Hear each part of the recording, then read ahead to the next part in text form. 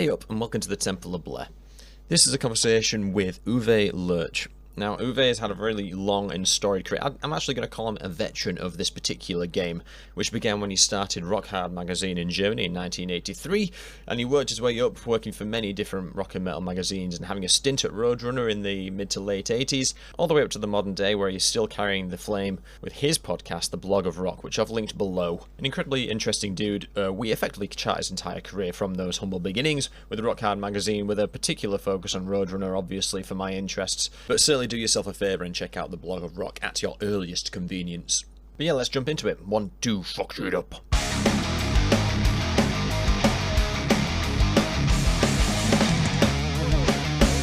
Alright, Uwe.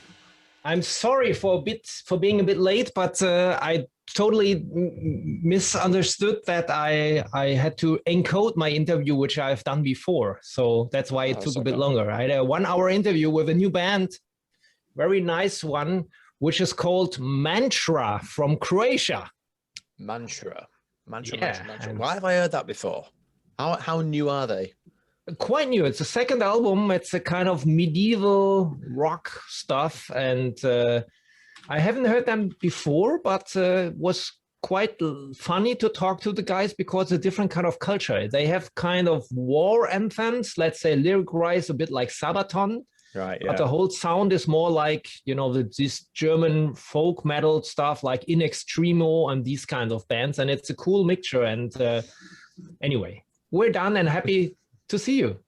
You too. I want to ask you a little a lot of editing questions as well, just because I've listened to your podcast a few times and I think it's nice and tight. And I think your interview style is really interesting. You can really engage it. You've got a way you don't ask a question about the music as such as you make an observation dressed as a question. And I think that engages the artist really quickly, and they latch onto that and they can explore, the territory a little bit more concisely. I think that's really cool. But we are here for a reason, and that is Roadrunner. So how did you establish your relationship with Roadrunner? At this point, you're doing PR, aren't you? You're doing writing for magazines, and this is the mid-late 80s, right? That's right. I started actually, but the first moment I went into the business was in the summer of '83. Mm-hmm. At that time, I was actually going to my last year of school in Germany. At that time, I was a tape trader with some friends all around the world. We're exchanging demos and bootlegs. And there was already the German art shock in the market. I come from a place called Dortmund, which was quite close to the Dutch border. And there were some guys doing a German version of the Art Shock magazine. I didn't know the Dutch one, the original one before, but there was this magazine in my record store and I thought, this is cool. This is a lot of new bands. Of course, it's not about Iron Maiden or AC/DC, it's about the new bands. Yeah. So it was quite like a new world to us. Yeah. Some of these bands we knew from radio. We had British radio in my place, which was BFBS, the HM show by the good old Tony Jasper. And so we knew some of these new bands. Some of them we knew from the record store because we were the best clients. So we were a bit, let's say, more experienced than the rest of our friends. Mm-hmm. But in September '83, we decided we're going to do a fanzine around this knowledge we have. And it was the friends of ours who came south from Frankfurt. They had their own magazine. They were tape trading friends from us. And they did a magazine called Shock Power, which was a kind of Xerox magazine with some interviews, with some reviews, really bad photos, hand-typed headlines, and so on. And I received this magazine along with cassettes while I was on vacation with my parents in the south of Bavaria. And I got this. Of course, I was happy having my Walkman, getting some new cassettes to listen to it. And I immediately called Holger, my best friend at that time. We knew each other from school, and we went to the record store almost 3 times a week, buying records and listening to metal and everything, exchanging records. And I called him, I said, listen, I've got this magazine. We have to do something similar. So by that time, we're talking about the summer of '83, we decided we're going to do a magazine. So when I came home from this vacation, we thought, what should we do? Okay, we need to do some news. We do some reviews about concerts we're going to. We should write articles about records we buy, and let's do it. So what happened was that in September '83, we went to a copy shop in Dortmund and we copied 50 issues of this treasure, the first rock hard magazine. With Halford on the cover, we stole this this photo, I think from Kerrang. All these logos we took from records or from somewhere else, and this was the first issue, 50. Wow. 50. There was actually an accept review of this photo we bought from a photographer. Actually, he gave it to us, we knew. And we went to the local record store where we were kids every day, and we were asking, hey, we have a magazine, can you place it here? And they said, yeah, of course, we're going to do it. It was on Friday. So on Saturday, we went there to see, because we were meeting our friends anyway every day there. And so on Friday, we placed the magazine. On Saturday, we went there, we're looking, are there still some magazines? Did you sell something? And they said, almost everything is gone. Oh, wow. All 50. We said, they cannot be. Somebody said, no, we sold it. On Monday, we went there and all 50 were gone. And we were asked, can you do another 50? So we went back to the copy shop, made another 50 and gave it to this shop and another shop in Dortmund, which was also not that known for metal, but they had also some imports. So at this point, how much time are you sinking into Xeroxing all the pages? And it was quite some time. It was a Xerox shop, especially for university guys. So they were known to, let's say, have a Xerox where you can have every page on a different layer. So if you made we had 27 pages. So, we didn't have to sort every page anew, but it was quite an effort. Yeah. So we spent our own money, but we received it back as a first investment after 3 days, and we did another 50. The funny thing is that on Tuesday, I was still living with my parents. There was a guy ringing from the post service, and he was bringing me a record with a letter. And this letter was from a guy called Bogi Kopek, and he was the manager of the German band called Faithful Breath. Faithful Breath, at that time, they were a band who were having like a Viking outfit, but it was a regular hard rock band, but they're looking a bit like Vikings, yeah? And he sent me a letter. Uwe, I got your magazine on Monday when I was in Dortmund, and I like it. Good choice to start your journalistic career. Blah, blah, blah. This is our new album. If you want to review it, we will be happy. And we were so proud. Actually, I was so proud receiving my first record as a gift, not from my parents for Christmas or for birthday. It was from a band. And even I didn't like that album that much because it was not really a groundbreaking album. I was so proud because it was my first contact to the scene. Fast forward, Bogi became later the managing director of the label Drakkar and managed lots of bands, worked together with Gravedigger, with Rage, with Creator, and lots of other German bands. And he's still somehow in the business, and we know each other from that day. But for me, I started this magazine with my friend in '83. So a month later, we made another magazine. We had 200, then we had 400, and then we started printing it at a local printing company in Dortmund, and it grew. We found some more places where to get our record out in the stores. And then a year later, in '84, we went to our first festival outside Germany.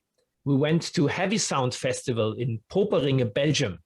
Oh, wow. And we were backstage. By the way, King Diamond, Percival Fate played there. It was also Metallica playing. It was UFO playing, and Motorhead as a 4-piece. It was a comeback of Motorhead as a 4-piece. And this was quite awesome. And we were backstage hanging around while people were asking us, are you the cool guys from this new magazine? Yeah, nice. Maybe we could help you. And there were some first people who worked together in Hanover, which was later, let's say, the groundbreaking for SPV Records, Steamhammer Records in Hanover, Germany. Mm-hmm. And so we got in touch with a label who they later on sponsored us with the first advertising. So we were quite proud that we went to this outside game for us, and we met people from the industry. So we went on and produced more magazines, went to more concerts. We got the first advertisements in the magazine. Another year later, we were feeling like stars. We went again to this festival in '85, and I recall my first contact with Roadrunner with Leo Lanz from Cologne. He was the promoter of the female headliner of this festival, which was Lee Aaron. She played there. Right. Okay. And he was promoting her. At the same festival where also Slayer played the first European festival show on the Hell Awaits album. Yeah. It was the second European gig of Slayer at all, and it was the first festival show. But I was a fan of Lee Aaron. I liked her as she was a good-looking woman. Still she is. And but Leo was promoting her, so I was trying to get an interview with her, which I succeeded. And let's have a look somewhere. I will have the picture here. And I don't know. I will here. And so I was this 20-year-old kid interviewing Lee Aaron, which was quite nice. She had this kind of red spandex trousers where everybody could see her camel toe, was nice. And there was this guy next to her, which was Leo Lanz. So as I was really interested in Lee Aaron, he was asking me, where are you? Who are you? I said, yeah, Rock Hard Magazine, you guys. And so he said, listen, I'm working part-time for Roadrunner Records. We need some guys who were writing our biographies. And maybe I'm in Cologne, maybe you come by and we could, let's say we could work together. You can do interviews from my office, because at that time it was quite unusual to have phone calls to the US from your parents' telephone, yeah? So I said, okay, I'd rather drive the 100 kilometers to your office, and then we could do all the interviews. I could record them somehow with a tape recorder. I could do biographies if you want or something. And I have the interviews exclusively for my magazine. That's how it started. I cannot recall how long we did it this way. It was somewhere in the summer of '85. But I remember that one day, maybe a few months later, he told me, if you come over next time to Cologne to meet me, I'll take you to Amsterdam because Kees Wessels wants to meet you. He wants to talk to you. I said, why? We're planning more things into Germany. We want to grow our business over there. And we need somebody who, on the one hand, could not only write the band biographies in German, of course, but maybe who could do also these kinds of sales information sheets. You have to give it to the retail. You have to do it also for press. We need somebody who could do this. And as you are a kind of editor with your magazine, maybe you want to do it. And this was actually the first time when I went with Leo to Amsterdam, to the legendary office in the Van Egenstraat, and meeting Kees Wessels. Wow. So let's just unpack a few bits of that. So where's Leo operating out of? Because he's got his own office, but it's not a Roadrunner office. It's just him. He was a freelance TV. I think he was a TV promoter originally from Cologne. Cologne is one of the biggest media cities in Germany. There's radio station and TV programs and all around. And Leo was somehow working for some artists. And I actually, at Leo's office, I met Lemmy and Wurzel on the Orgasmatron promotion. I had a great talk with Lee Aaron again later on. And the most funniest talk I had with Lars Ulrich on the Master of Puppets promotion back then. Yeah. So that's why I've been to his place a few times, but he was not, as I recall, he was not exclusively working for Roadrunner, and he was not a writer at all. So somehow I got picked as somebody who was maybe trying to get a business of it, while my other friends, they wanted to stay cool. They wanted to stay independent. They didn't want to get paid by the record companies, so on. I said, well, why not? I'm making some money. Before I was copying tapes and sending all around the world. Yeah. Some people call it illegal. I said it was just promotion when sending the German demos to the US and receiving back the US bands. It was a kind of viral thing at that time. But this was actually the first time when I thought, I could do some money with this kind of crazy hobby I have. So this is 85, is it? So yeah. Merciful Fate has kicked off. Roadrunner has established itself as one of the stronger licensing arms in Europe in terms of, I don't know if Germany was a territory they were hitting with Metallica, but they certainly were hitting a lot of European territories with Metallica and Motorhead. Did you understand Roadrunner to be a big name at that time? So when Leo said, we need some help over at Roadrunner, were you like, oh, Roadrunner? Or was it like, who? No, no, no. Of course, we knew Roadrunner, being a journalist for Rock Hard magazine. We rarely received free copies at that time. It was not that usual that you receive a package of new albums at that time. So we were buying actually the albums, and we knew Roadrunner rarely as a label with own origin artists. They only had a few at that time, but we knew them, of course, also as, let's say, import distribution partner for other labels. And especially I was really focused on the West Coast part. My favorite labels were Shrapnel Records and Metal Blade, especially Metal Blade. I was big fan, yeah. And so I was honored on the one hand to do interviews with all these Metal Blade bands. And initially it was that I didn't dive into it in the beginning, who's belonging to which kind of part of the business of Roadrunner. So I went there at the office. I remember Case sitting in his big office with lots of records around him, and also the other guys who worked at that time there. There was this guy Louis, which has also been mentioned in the other interviews you had, and Rebecca, she was his assistant, and there was Hans. He was the bookkeeper, so to say, the accountant. I remember. And but the first time I went to Amsterdam, I remember that Case asked me, "Can you do this job for us? Doing this kind of biographies and doing this sales information sheet." So I went home. I thought, how should I do it? And then I started on a frequent basis first to do this kind of artist-based thing. So I did it with my type machine.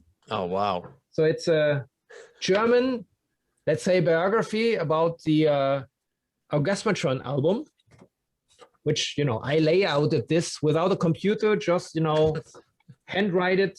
It was July 86, by the way. Wow. Yeah, so this was one, let's say, of my earliest works. Then I did also these ones, which were a small format one, like a printed, like a, more. That's awesome. Actually, it was like a little magazine, yeah. This is just a promo pack, so you're going to be sending that around to what, say, radio, TV places? To radio, to actually, I printed it and I sent it to Amsterdam, and they distributed it, and I kept only a few to send it over to some magazines. Yeah, at that time I was stepping off a bit from Rock Hard already because I couldn't do both. Because at that time I finished already my school or my degree, and I was starting my studies in Dortmund, in my hometown. So I was part-time a student. I was trying to get my MBA at that time, while Holger, he didn't like that. He started also his economics, but it was not his thing. He really dreamt about, his only chance is being successful with Rock Hard.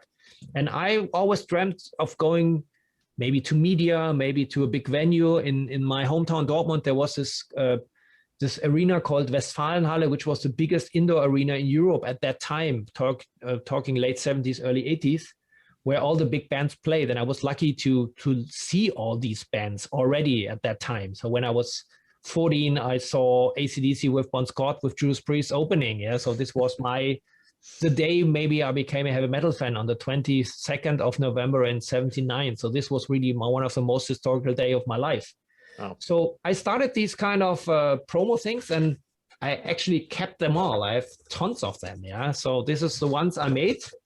And I went to Amsterdam, not only the one time when I was with Leo. I went there more frequent with my car. I had a Ford Fiesta at that time.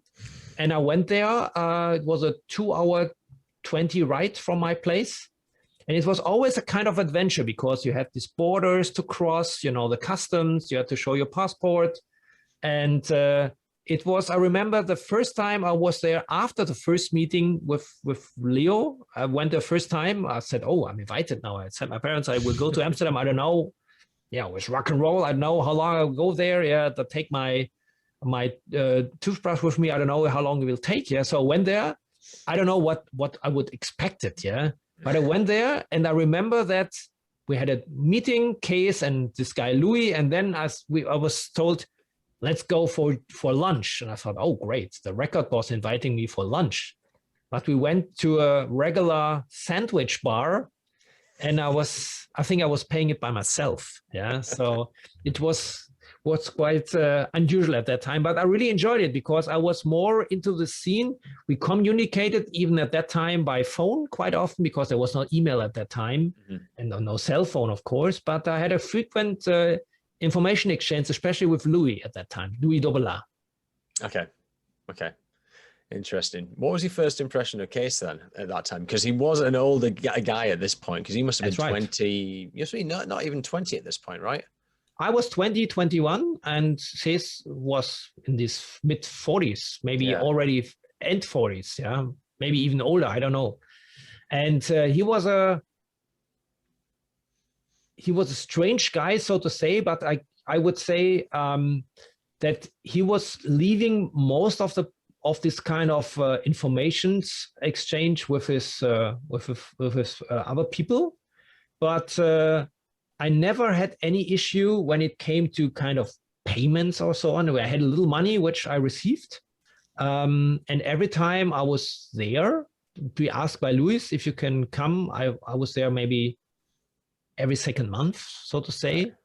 And every time I was there, Case was there as well to say hello and hi, but it was not that he was my main contact at Roadrunner. But, you know, it was a pleasure meeting him throughout these times I was there. And even, we come to that later, even years after when I met him at other occasions like these German music fairs, he was still nice to me. Yeah, so that was, at least I have to be at least thankful to him that he picked me out of this young bunch of editors to give me the chance to work for him. It seems that he knew what he was doing in the sense of he didn't know metal, but he did know that he could find some kids who did like metal, and that's what the workforce should have been built on. That's right. He knew that. Yeah. That's right. Yeah. At least Leo was the one who picked me up before, because I wouldn't expect that Case had read my articles, or maybe had read articles from other guys and, let's say, picked me. Maybe I was the right one because I was the one who was fan of Lee Aaron and was there at this moment. Yeah. So could have been anybody. Yeah. But I was there, and this maybe was the moment when I started my career in the record industry. What else was happening in PR at the time? So we mentioned Aardschok had a German outfit. I know Aardschok Metal Hammer happens at some point. This was later, yeah. Yeah, Kerrang's about started in the UK, I think. Yeah, they've been on the market as well. At the moment, the German market was there was Metal Hammer Germany, who came after Rock Hard. But this was the first real magazine with posters and with 4C artworks and so on. Rock Hard was still an underground magazine, a fanzine. Yeah, it became bigger, but we made it up to 1,000, 2,000 copies a month. This was a border, and we had the distribution only in record stores. That was it. Yeah, Metal Hammer was already really a magazine. Yeah, it was, of course, it was our biggest enemy, so to say. We were quite jealous because these guys, they were flying to the US to do the interviews, and we only caught the bands when they were in Europe, most of the bands at least. Yeah. But it was quite a good relationship while both magazines were based in Dortmund. Yeah. And that's why it was quite funny for me being still with Rock Hard, doing promotion for Roadrunner artists at the Metal Hammer office. So it was like a Trojan horse for me. Every time I went there officially for Roadrunner, they tried to hide something from me. Yeah, this was quite funny. Yeah, and then a bit later, I think it was more the end of '85. There was another magazine in the market which was called Crash. Crash was more, really a poster boy magazine with all these hair metal bands on the front. Right. And this was also with another publishing company, who had some other big music magazines in Germany. And the same thing, what happened with Roadrunner, happened with me with this magazine, because I was picked as one of the few German journalists who could write also for this magazine. So I got a kind of a task, I wouldn't say job, to go there every second month for 1 week to make the final editors week, to having touched the last interviews and the last stories and the news. And I shared this job with my friend Alex Gernand, who was the original editor of this Shock Power magazine.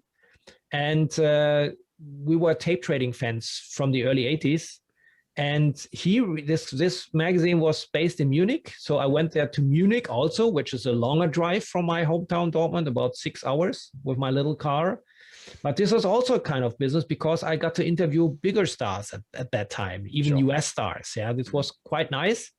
But I was able to combine all together. So there was a chance that I could interview, let's say, Lizzie Borden for Roadrunner when they were releasing the Visualize album. And this was the first album which could have had a kind of international breakthrough for this underground band from Metal Blade.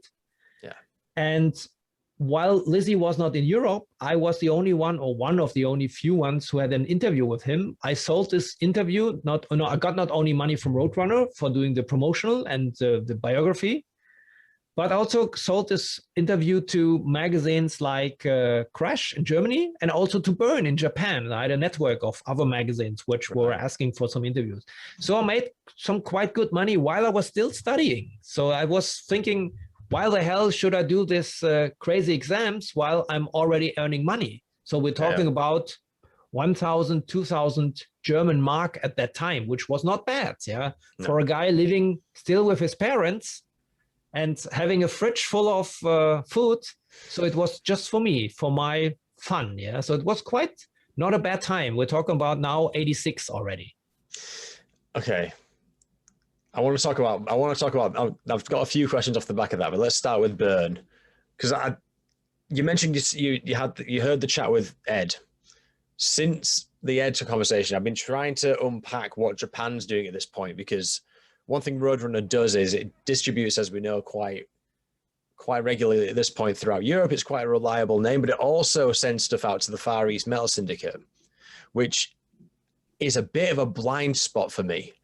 I've no idea, because it seems like they might be the only label out there dealing with that kind of stuff. I'm just wondering, was it a beast of its own design? Was it a case-sponsored venture, the Far East Metal Syndicate? I don't know. I've no idea. I'm wondering if you knew anything about the Japanese metal scene at the time and maybe relay some of your experience with Burn. There were some bands, of course, from Japan, which were very exotic at that time. I remember on Rock Hard number 4, it was the first Rock Hard which was printed, not Xerox copied anymore, but printed. And this was the release of the Disillusion album by Loudness. Mm-hmm. And Loudness at that time was a really exotic band. The first album were all Japanese at all. And, you couldn't buy them just an import. They were quite expensive, but they had this, extra paper around this album. So it was quite unusual to have it. But then Disillusion came, and there were some, let's say, English lyrics partially. And we thought it could be cool to at least understand the English lyrics, and we printed the Loudness lyrics in the magazine. So we took it out of the record and we printed it, but 80% were Japanese letters. So people were laughing at us. So this is one memory to the Japanese market. There were some other bands like Bow Wow, later Wow Wow, and 5X. Actually, by the way, we had in our first Rock Hard, we had a Japanese special about Japanese bands. So this was, let's say, on the artist side, we already, there were some Loudness. There was a band called Human Target. Yeah, that's right. And some other bands, which they had funny names. But I do not recall, coming back to Roadrunner, how they distributed their stuff in Japan. This was, before you were mentioning Far East Metal Syndicate, I haven't heard the name for, 30 years. I cannot fill the blind spot for you. Sorry. That's quite all right. It'll remain a mystery, I think. So when you're working with Roadrunner, and you're still effectively a freelancer at this point, because you're selling interviews in whatever capacity, you've just got an informal arrangement with Roadrunner where you'll help them out with promotion and translations and bios and things. I couldn't recall that I had a contract. It's, by the way, it's still like today. Mostly I do business beside of my Sony business when I was working there as an employee and also with another company afterwards. I was always working some kind of freelance business. It happened. Yeah, it happened that I'm always there at the right place at the right time. People were asking me, can you help? And I'm always, helpful, trying to put all my emphasis into it, trying to get all my contacts, and then somehow it works out and I get a paycheck for it. So it happens with Roadrunner. Mm-hmm. I was happy at that time to have a kind of monthly income. And my task at Roadrunner, they were developing. I also got asked by Case, we have a box of cassettes. I listen to them. Maybe you should do it as well. Well, what do you think about this? Because you're listening to it also for the magazines. Maybe you should have a listen to. So I went home from Amsterdam with a 2.5 hour ride.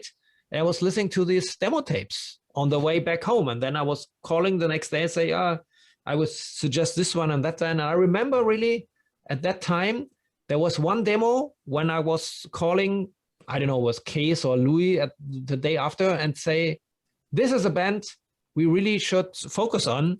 And this was the band which later became Sanctuary, but they were called different name at that time. I do not recall how they were called as a demo band. Yeah. And I'm sure it was not just because of me listening to this demo, but they got a record contract and released the first album at Roadrunners at that time.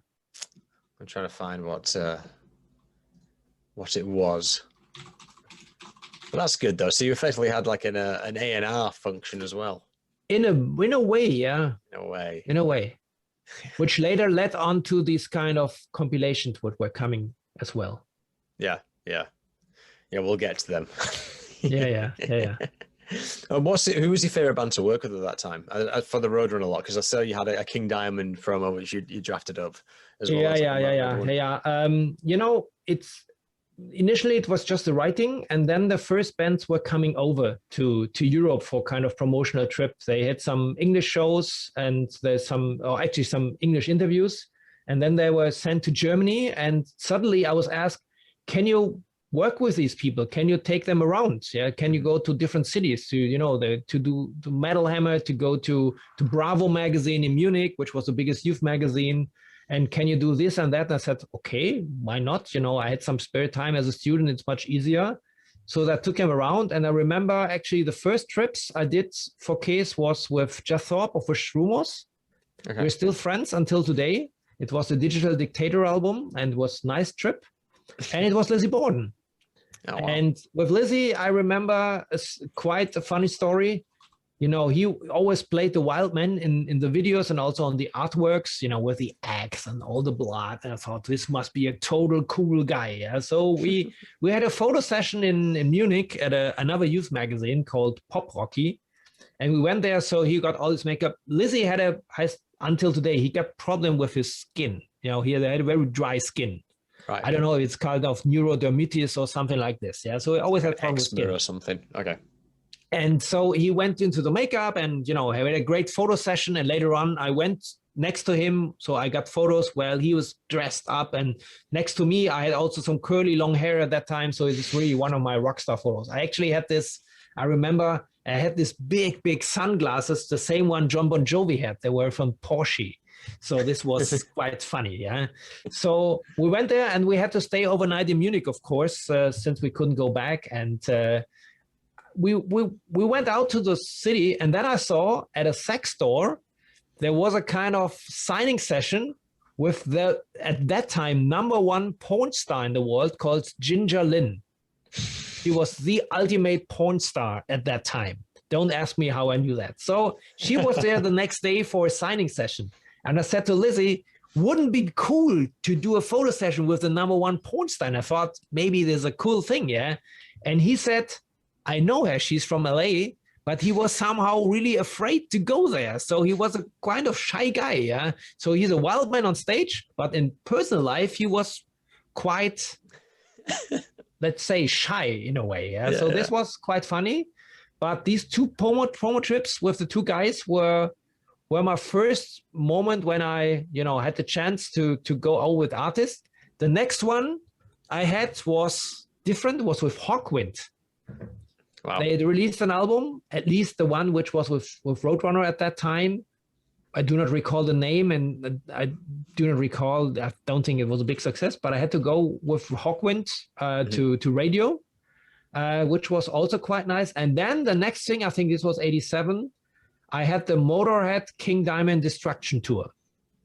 Wow. And I was on this tour for a couple of shows, yeah. And this was quite cool, going out with Lemmy to Bravo magazine, and also with King to magazines. Yeah, this was quite a good thing. But this was really actually also already, let's say, at the later part of my Roadrunner days. Yeah, because I thought that the tasks I was getting were getting more intense, and I really was suffering at my daily student days. Yeah, so I the exams, some of them I didn't succeed. I had to restart one of the courses again. I really was on the border. Should I continue or not? So this was something where the first thing I thought, maybe it couldn't be I couldn't do it all my life, while at the same time Case wanted to have more for my time. Yeah, so this was, I felt that there will be a break to come. Right. Okay. I'm just trying to find the Hawkwind album that we're referring to. Live Chronicles, it appears. Could be, yeah. That's the one that's on Roadrunner, but it's interesting. It's got the record. It's a GWR record, but it has the Roadrunner logo and marketed by. That's quite interesting. Yeah. Okay. Let's get on to the Teutonic Invasion. Yeah, the good ones. I really like the cover of the first. I'm a big fan of the cover of the first one. The second one looks like there's a magazine in the UK called Viz, and it's like a comedy magazine, and the art style is very similar. But I resonate with the first album cover a lot more because it looks like a Warhammer. Yeah, that's right. Yeah, that's right. So the story was, I had this boxes of demos which I was taking with me all the time, and Kees was asking, all these kind of German bands, and being a writer, you get to know even more bands. We're planning to extend our label business more into Germany. I don't know if he really said it this way, but I think this was the way it was meant to be. Right. Maybe we could do, or maybe you could find us some bands. I didn't know the word A&R at that time, so I was kind of talent seeker.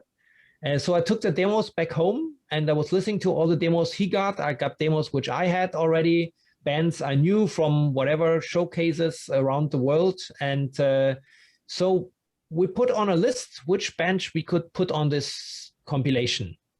And I recall that, I proposed these bands.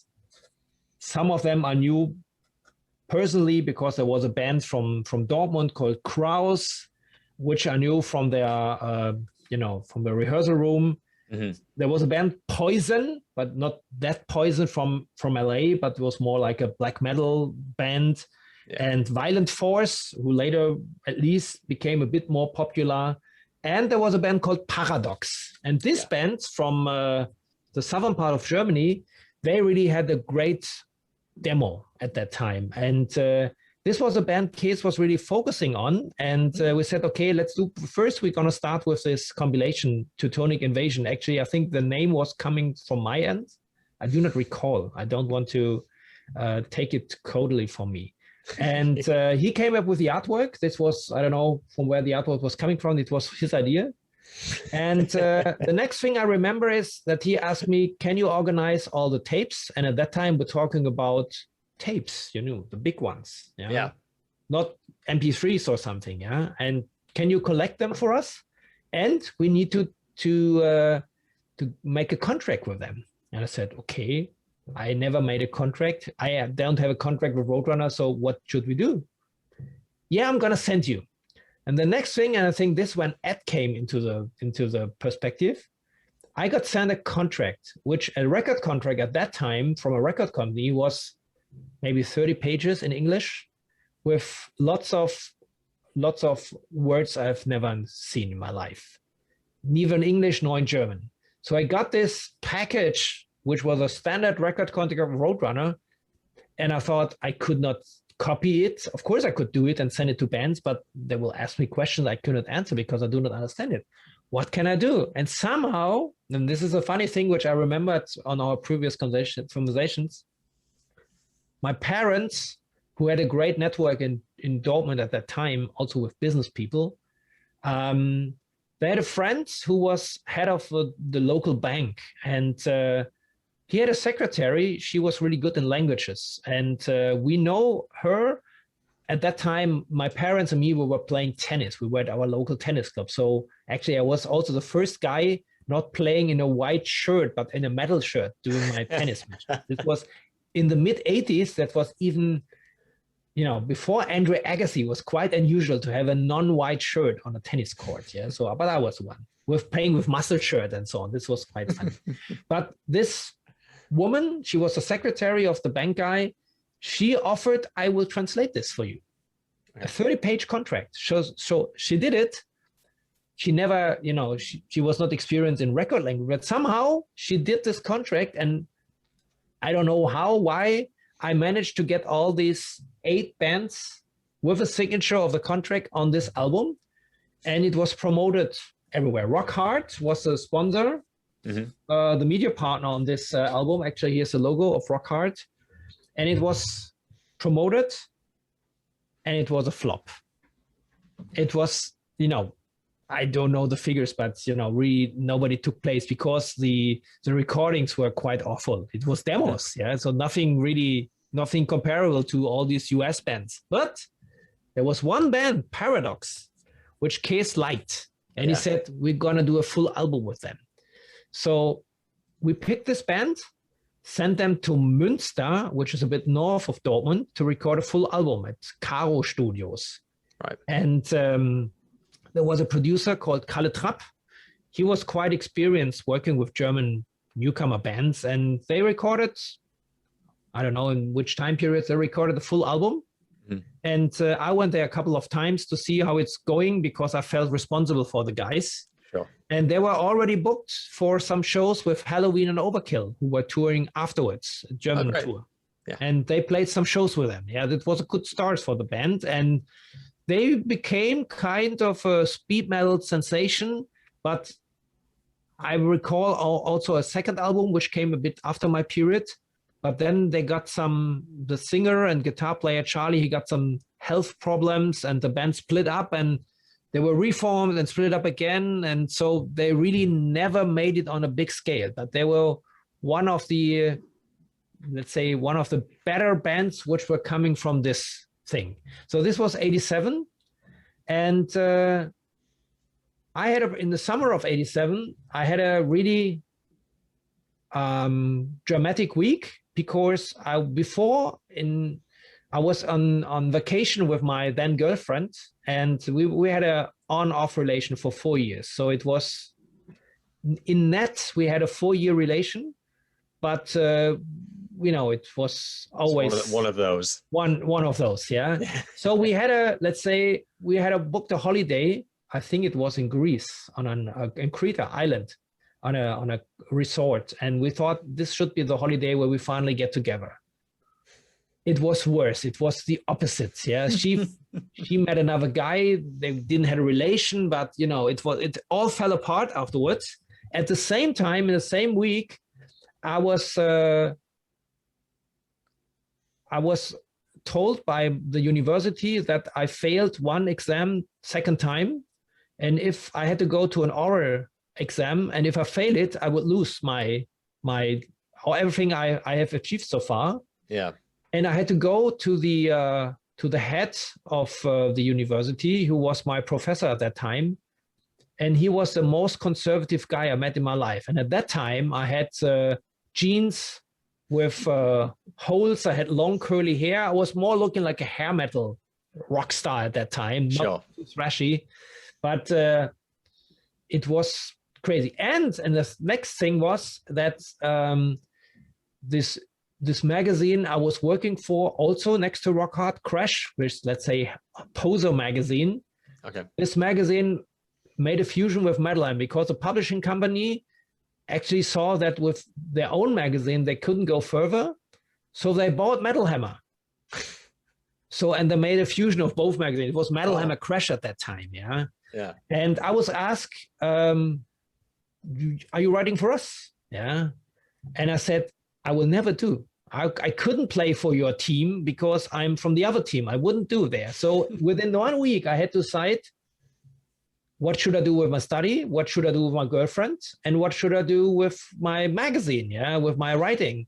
So it had to be decided almost within a couple of days. So I cut off my hair. I went with the most conservative outfit to this professor, and I passed the exam. I was successful. Nobody believed that I could do this. And on the way out, so I had it's called pre-diploma. And on the way out from this room, I said, I got it. Finally, I had this, let's say, first of 2 steps I had achieved. But this was actually the last day I ever went into this building. So I crossed this campus. There was this kind of, how's it called? It's not university. It's kind of, it's a University of Applied Science. It's a special school for economics. A faculty or something. It's a faculty, yeah. So I went there. I said, listen, I just passed the exam. I have the pre-diploma. Can you help me? And they said, yes, of course. I had already some friends being at that faculty. Come to us. Yeah. So this was a good start on the one hand. Mm-hmm. With the magazine, I decided I should rather calm down a bit. And with my girlfriend, that was it. For 2 years, then we came back together again for medium time, and then we split finally. Luckily, it was better for the both of us. We're still in good terms, but it was good that at that time we stopped. Yeah, we went different paths, and it was good. But in between, I was having this unbelievable offer from Case, who really tried to involve me even more into his kind of business. Yeah. And he was asking me if I would be willing to run a German office for Roadrunner. So I was 22 already at that time. And he told me, listen, we have these 2 biggest magazines in Dortmund. You know some media people already from radio, from even bigger youth magazines. So you're working for us now for 2 years. Why don't you have a full-time job with us? So forget about your studies.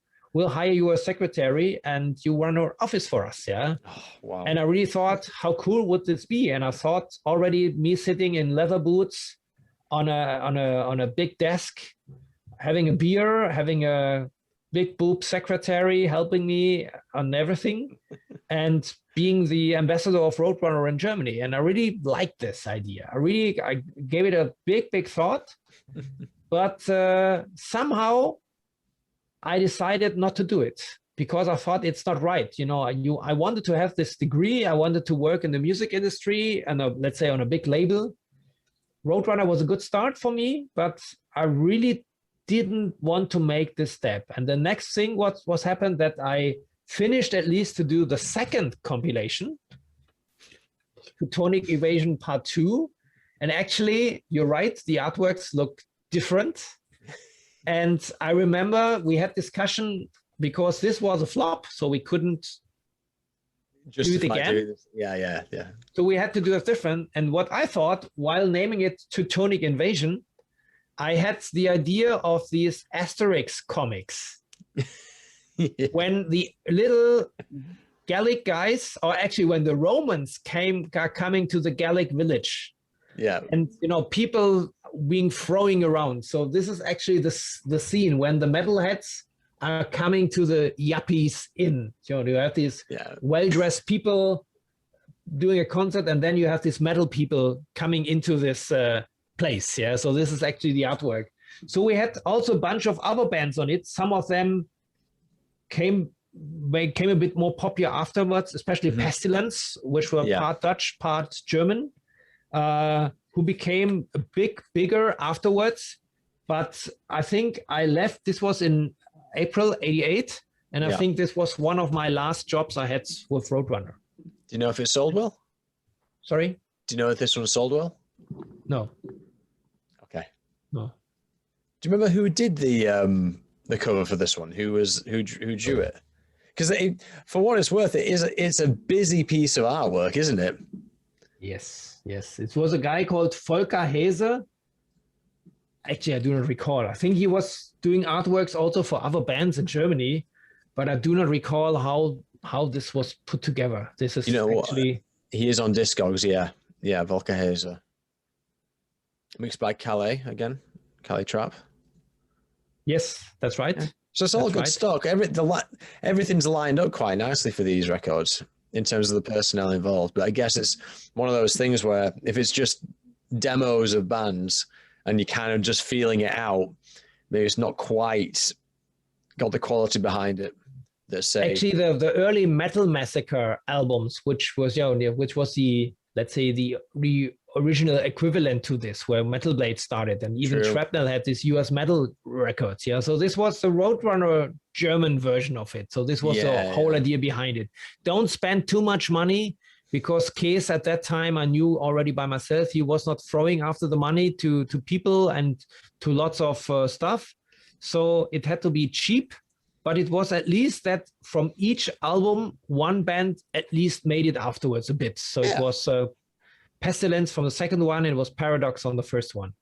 Yeah, I mean, from an A&R perspective, there were more rewards from your input than most A&R people get in a lifetime. So you got to think of it that way, right? Yes, that's right. That's right. So when you had to make the decision, you obviously had to reprioritize and go, well, I have to get my degree, I have to study, I have to do these things.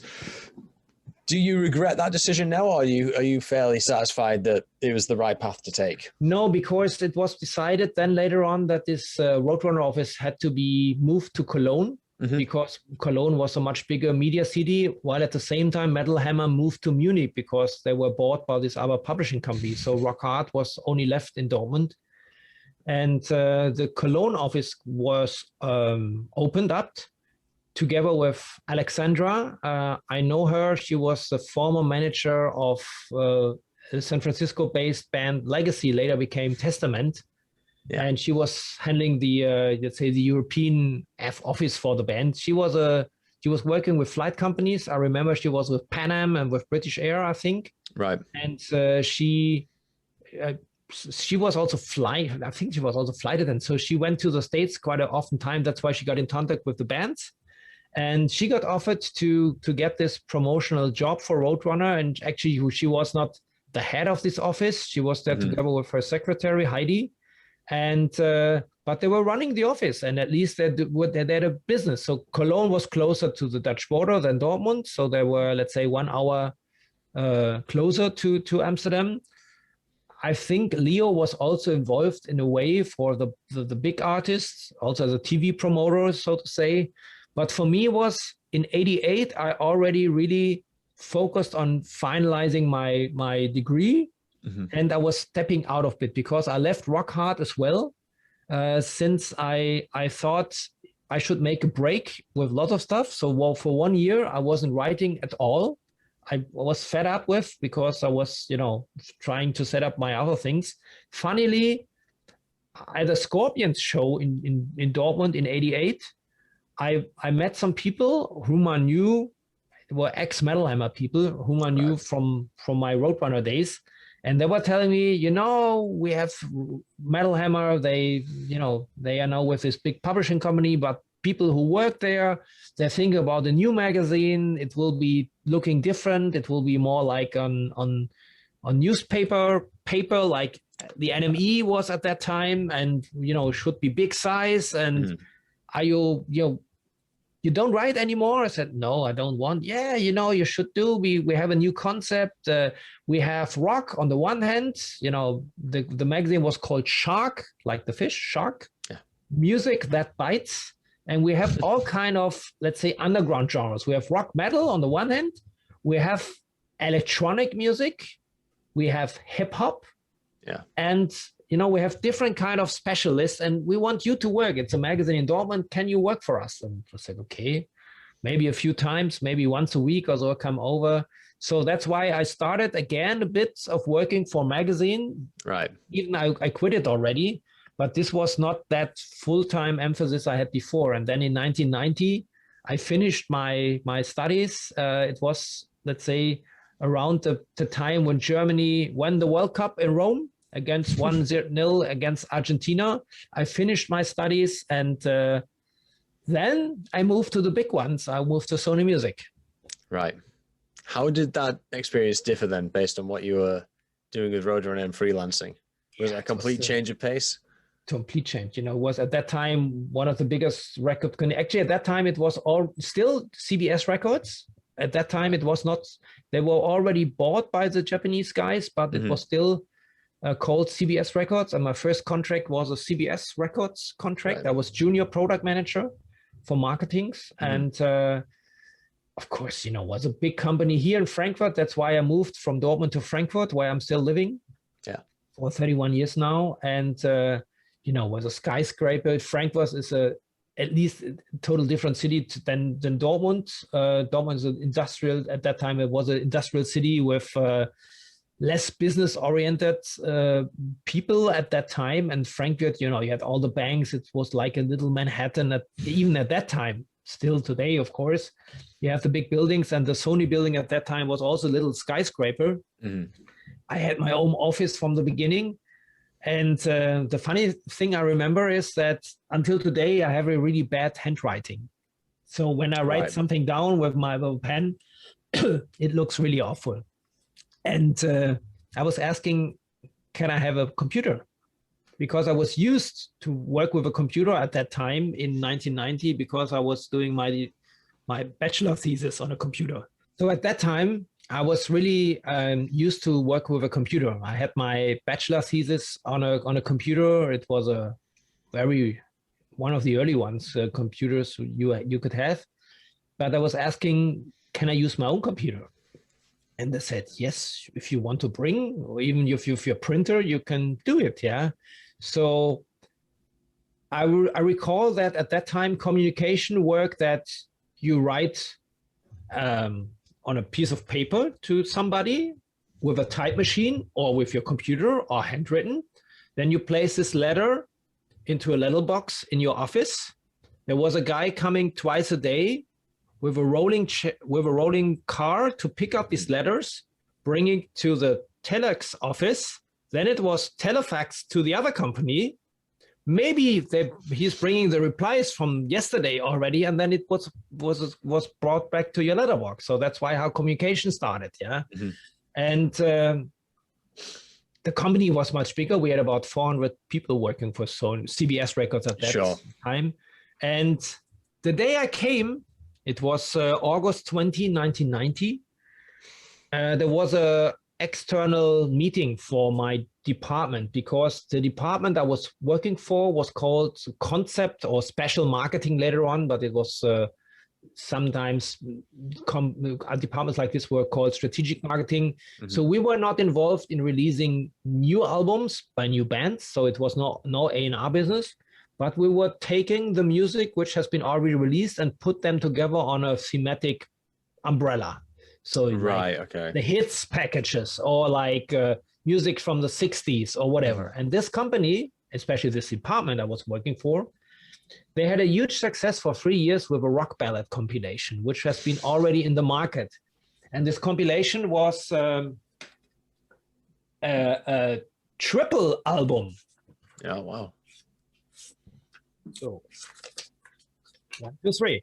Ooh. Triple album, which was called Kuschelrock. Kuschelrock. If you want to translate it, Kuschel is if you cuddle somebody. And this was a you know, a couple. We had some, you know, ballads everybody knows from the mainly from the late 80s. There were some rock songs on it, like Great Pretender by Freddie Mercury, Elton John, Phil Collins, Genesis, 10cc, Europe, and some, let's say, pop ballads like Through the Barricades from Spandau Ballet, Glory of Love from Peter Cetera, and so on. So not really rock based, yeah. But this one was a big success and sold about 1 million copies, which was the overnight sensation. The first one before my time. The second one, Cuddle Rock is just cracking me up. That's amazing. That should be a genre. The second one was a bit higher, and the third one was 1.5. So it was really, really successful. And the guy who was handling this department, who was also co-inventing this series, which was named after a radio show in Germany, he wanted to have more, but he couldn't go further. He was not the head of the company. He was somewhere in the third line.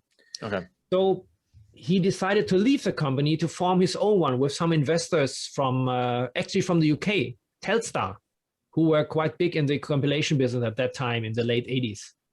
And he formed his own company called Eurostar, and he was trying to make it all in his own. Fast forward, I think 2 years later, he went bankrupt because it was not running. He didn't have his own repertoire, and this is crucial to fill the records as well. Yeah. So there was a big hole in this company, and they were looking for some new guys, some wild guys, and they were looking for some experienced marketing guys from CBS. So I was feeling somehow into the concept that I had not only this kind of rock and metal experience, also always doing cassettes with the best rock ballads for my then ex-girlfriend. So I had tons of rock ballads from all these bands. But I was always looking, especially afterwards, for girls who were not really the metal girls, because those are the ones I didn't like that much. I was looking more for the disco girls. So I went to the local discotheque in Dortmund, and actually my best friend was a DJ there. And I always tried at least to get accommodated with the music which was being played there. Some new wave, some pop, some black stuff. So I was quite open to other music, and I was always looking, what's this band called? Okay, which label is it? Okay, Motown. Okay, which artist? Okay, on the front cover. Okay, so I was quite experienced also in other kind of genres. Cool. So I came there on the 28th of August, and this was one of the last days where the next volume of this series, number 4, should have been finished. And on that day, there was a telefax coming into this meeting room by the management of the Rolling Stones that they have approved Angie. And this was a sensation at that time because the Stones usually don't approve compilations. So this was my starting day. The repertoire was almost selected, but I took some final hands on the artwork and as well on the tracking list. So there were some more rock bands already. I think it was Whitesnake already on it and so on. So to cut a long story short, within the time periods from the volume 4 to volume 3 to volume 4, Germany has opened the borders. It was 1990. Yeah. And there were 20 million new consumers looking for music. And this was actually the first album which New Germany was offered. And this was selling like hell, 2.8 million. And this was my first record I put little touches on. But it moved me into a new dimension. And initially I thought, oh no, if this works, why shouldn't I do all these tape concepts? What I had before should work on records. So I started to invent new brands, which were not, this one, the rock ballad compilation was already existing, but I developed different kind of concept. It was 80s compilation, which was new when you take a look, being in 1990. There was no 80s compilation before, which was all compiling. Yeah, I did music to relax or to chill out. Even the word was not existing at that time. Music to party, music to Christmas, Easter, summer, winter, music with artists starting with an A or whatever. So it was lots of concept. And it was a great fun. And I really made a rise from, let's say, being junior product manager at the end, being managing director of of a company with 35 people. So it was quite a big move for me throughout the years. And I totally lost the metal way, I must really say. There were only a few bands which I still followed when they were on tour. When Metallica played or Maiden played, I went there. But, I was not backstage. I was not working with the artists. Yeah, so I was happy to see that some of them were still alive, but this was not that much interest of me in this period from 1990 to 2003. Yeah, that's so interesting. And like I said, cuddle rock should be its own genre. That is such as I don't know what it is. It just cracks me up. But you're completely right. It is a thing. It's absolutely an articulated angle you can take music down. But no, that's The good thing is with Cuddle Rock at that time was that it was, 1990. the position of a girl in a relation was not that offensive as it was later on. The girls didn't have tattoos at that time. The hookers had maybe tattoos, but not the normal girls you meet at the disco. Yeah. So the man still was the hero in a relation. Yeah. And the girl was just the little one. So we really focused on how to position these couples on the artwork. So really make a big market research. Yeah. We try to think, should he, can he sit on her, or does she sit on him, or are they in front of a campfire, or are they in front of a waterfall? So it were all like fairy tales. And so the commercials were like this. Yeah. When I went to, because it was such a success, it went also to other territories. There was the equivalent in Benelux, which was more or less the same. And there was also some other territories who were looking like this. I remember that my Turkish colleague, they also released this album under the name Kuschelröck, so with the dots on it. Yeah. And but the English colleagues, for instance, my colleagues from the UK, who were also quite successful in this marketing world, they refused it to sell it with this name and with this brand, because I said, we cannot do it. We need to have a typewriting on it, and we don't want to have a black and white couple on the front. It's too cheesy for us. We have to do it other way. And they mostly failed with their concept. It didn't work out that well. So the concept which I was working, it at least got me to the position that I've been, let's say, one of the most successful departments worldwide. This actually was the biggest music brand at that time. All in all, in my period, it sold 30 million copies. That's crazy. Which was quite big. I went to international conferences, even outside Europe, where I was, presented to. I went to a Latin American conference where I should present the secret of success. So I was a bit nervous. When I was presenting in English, of course, an English presentation with a lot of markets research and a lot of business background and everything. So I went there to this Latin American conference, and I met some people I knew before from other conferences. Some of them I didn't know. So I was thrown into this room, and I needed to start the next day. But the first day, the Latin people were presenting, and of course, they were speaking only Spanish, and I didn't understand any words. Sure. So I was thinking, what the hell should I do here when I do my presentation in English? But somehow they said, yeah, nice. Thank you very much. I don't know what they got from it, but it was nice being in West Palm Beach at a nice golf resort for 4 days with a limousine, got picked up from Miami airport. This was really, I felt like a rock star at that time. The interesting analogy of perhaps stretches here, Uwe. So you were talking about on the Cuddle Rock, you had to do some market research because there's a sort of a disconnect, not disconnect. There was just a different position in which a woman would be in a relationship, and that's kind of what the demographic you were playing to. So the things that you were the things you were thinking of, and the logic you were trying to apply to sell this album and make it reach its potential is probably exactly what Case was doing for metal. He was probably going, what do metal heads like? Well, they've got quite fantastical sort of they're quite fantastical visionaries. So maybe we need a giant Norse guy with a sword, and maybe we need him to be carrying some skulls on horseback. And that's what came up with the Teutonic Invasion cover. You know what I mean?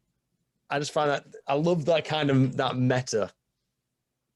Yeah, that's right. Yeah. I never thought about this, but you may be right. Yeah. So there's nothing in it. Even if Cuddle Rock is a hilarious term, it was all building to something, and I think that's really interesting. Yeah, but how did you get from Sony to here then? Who did you work for between 2003, you say? Yeah, 2003. I left Sony Music. I got the chance afterwards. I moved back. Actually, Sony Music. I worked until 2000. For the first 10 years, I lived in Frankfurt. I met my wife. I founded my family. And after 10 years, Sony moved to Berlin on the Potsdam place, and right in the center of the new Berlin. Okay. Went to the Sony center, and I was asked if I will go with the company, and I got another raise, another position, and so on. I said, yeah, go. I put my whole family, little children, including my mother-in-law. We went to Berlin, and it was a quite experience. I liked it because it was also a big city. Everything was new. Everything was reconstructed, and I loved it. While my wife was left at home with 2 little children, and she had to take around kindergarten, school, and everything to organize soccer club and whatever, yeah. While I was doing really good business, flying around the world. I was in London quite a few times, sometimes three times within 14 days to be at the European headquarter office in Soho to talk about new concepts and trying to get this market research vein into the European structure and so on. And but the day I got sent home, when I was called by my rock hard friend and told my wife, darling, we got some time. This is, it's a paycheck and we got the year off. What we should do? She immediately said, I want to go back to Frankfurt, because she is from Frankfurt and she had all her friends there. So more or less we sold our house for the same price we bought it for and moved everything to Frankfurt. And within 1 year, so we went there to Frankfurt once again. I had a job offer at that time by Atari to go to the games industry, which was quite hot at that time. And for some reason, they decided to go for an internal position and not taking an outside candidate. And so this was off. And the funny thing is that after that, I got contacted by a video company, which was based again in Dortmund.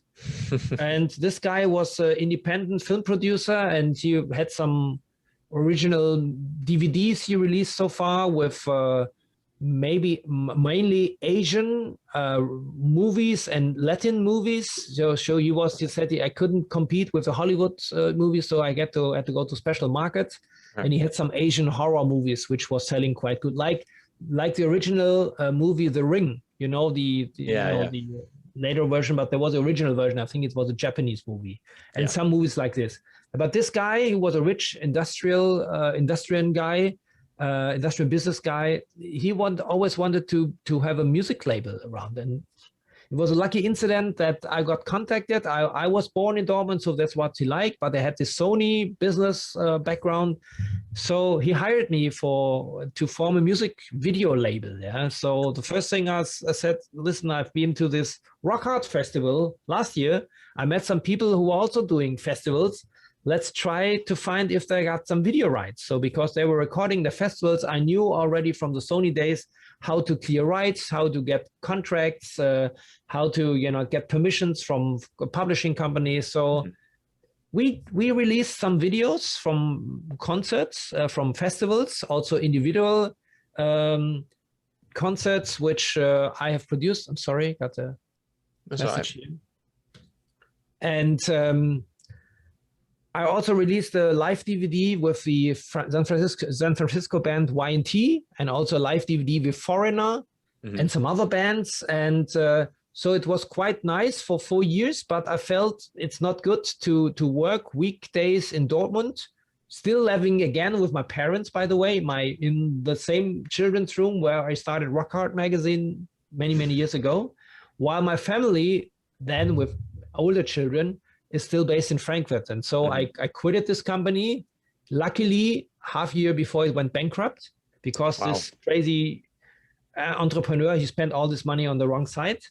So I moved back to Frankfurt and got the chance to then work as a freelancer for a music TV station here in Frankfurt, who were trying to be the new MTV, but they were too late.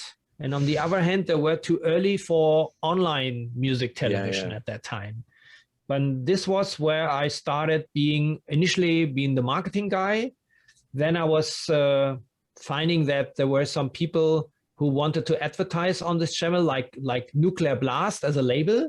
and they were asking if we're going to spend some €1,000 on advertising on your channel, would you air the videos from our bands? I said, of course. And then next thing was, let's do a metal show. Let's do a metal clip show like Headbangers Ball. Oh, we need a host.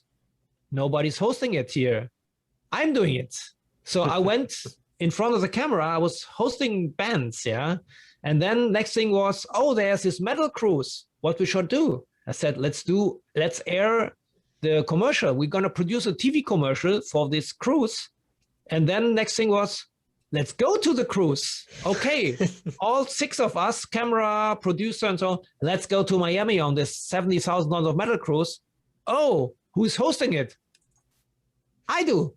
So that's why I went in front of the camera, because I knew lots of these bands and I was hosting the show. And all in all, it was 6 years from 2008, 2014. And afterwards, it was business here, business there. I was involved with, on the one hand, I would really say in a nutshell, since my days with this,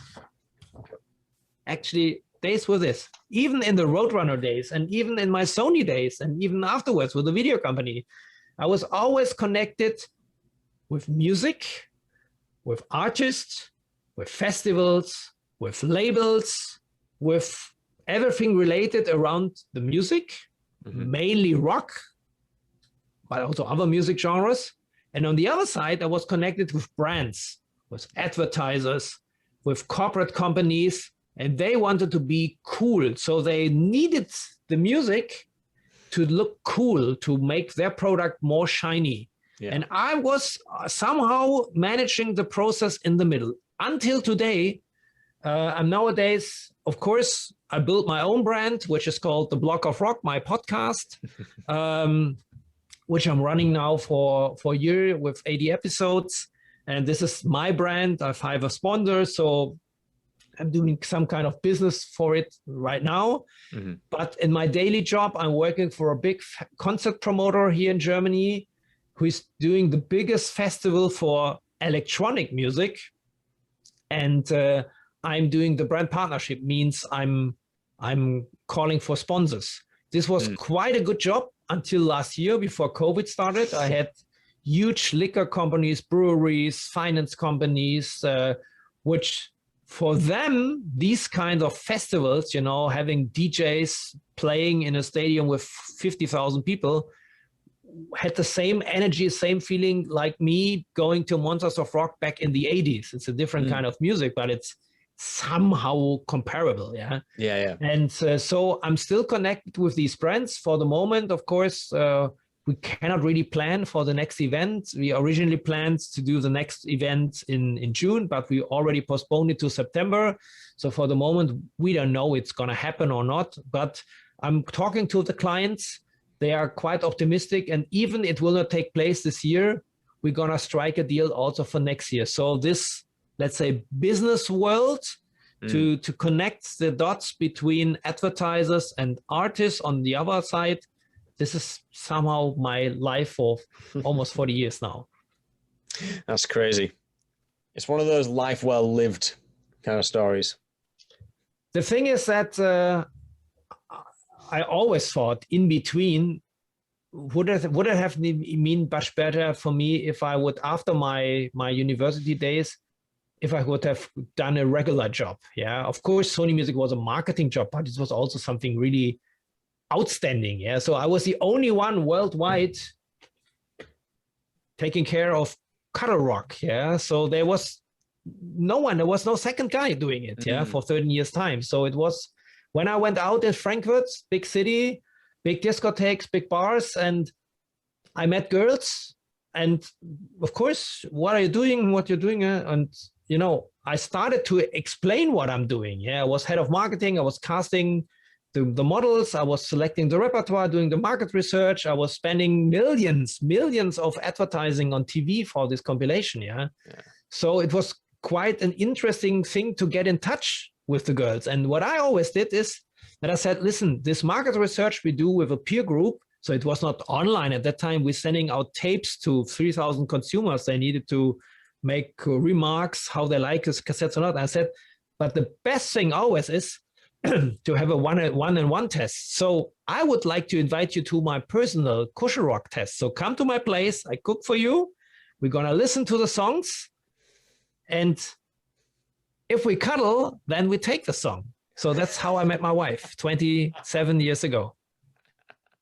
That's amazing. Yes. Fair enough. Fair enough. I can't knock the tactic. Was selecting a red shirt today, was that by design, knowing you were talking about Roadrunner? I think it was a lucky incident. This shirt was actually a shirt which I designed some weeks ago at a print-on-demand company, which normally print a logo on a black shirt, maybe also on a white shirt. But then they offered this kind of squared one, which it's like it actually looks like a grunge shirt a bit. Like a flannel pattern. Yeah. Flannel one, yeah, that's right. And I thought I will take my, which is a bit hidden here, my Block of Rock star, which is my logo, became a star in a way. I want to stitch it on. And it took me 4 versions until they finally printed the correct logo on it. So they always printed something else, which I didn't send to them, another band. Yeah, so what went wrong. But then I had it, and this is actually my interview outfit. I had an interview with another band before you called me, and that's why I had my typical outfit on. And I love it. I love it. It's a nice shirt, and maybe I'll do some merchandising of it. I don't know. It's like a sheriff star, so to say. Yeah. What I'm trying to do. So what's your most fond memory about Roadrunner?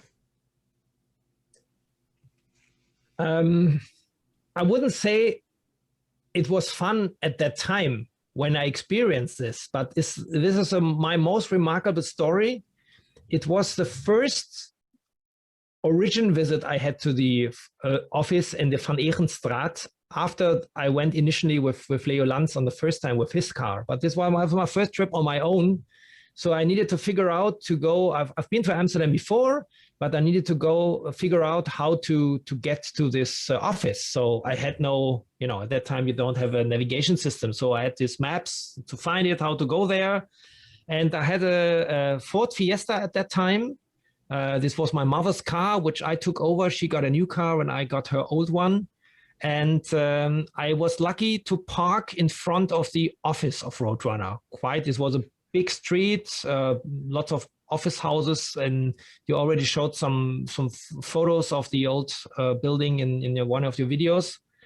And this was a time in '85 when, in my place, at least in Dortmund, I don't know how it was elsewhere, it was a quite cool thing to have a special jeans jacket which was made of old trousers, including some leather patches. So there were a tailor in Dortmund.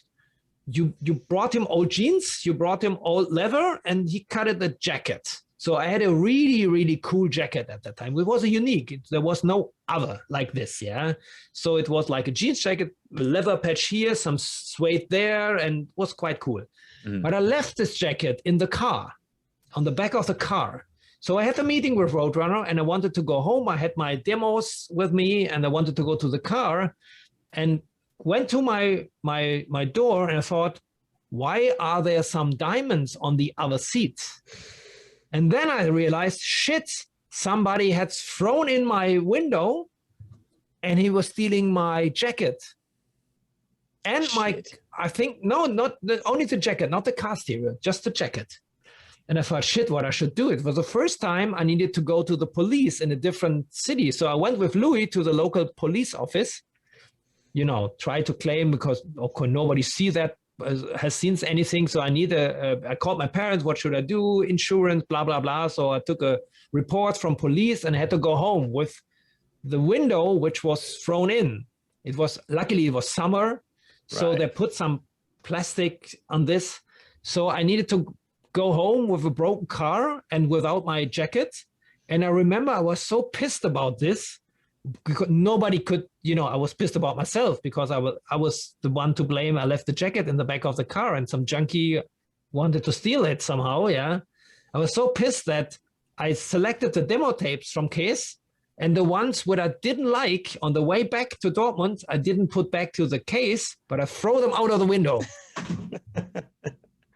Because Case told me before, this is all shit. You can listen if there's something, it's fine, but just keep it and throw it away. So I did it out of the car. So this is the story which I remember best from the Roadrunner days. Yeah. And I still miss this jacket. I'm not having, it was also quite new. It was expensive, but it also was quite new. I don't have a picture with it. I just recall it. Yeah. First impression of the Amsterdam office. Yeah, that's right. So interestingly, you've actually you've interviewed some Roadrunner acts, haven't you? Blackstone Cherry were a Roadrunner. Yes. Yeah, but I interviewed them when they're now with Mascot. Yes. That's why the circle is closing. Yeah. Yeah, that's right. What can you remember about Louis? I don't know Louis. I've not been able to track him down. You don't know if he's still around, do you? I was trying to find him on the internet as well. I did not succeed. He was a really funny guy. He had a really dark voice, baritone voice, I recall. He was, it's been mentioned in one of your previous videos, he was more like a guy from the 70s. Yeah, I think it was Ed that said that, yeah. And he was really, really taking care of me. So he was doing promo, and I remember his assistant or his colleague, Rebecca, she was on the other side. She was a young girl.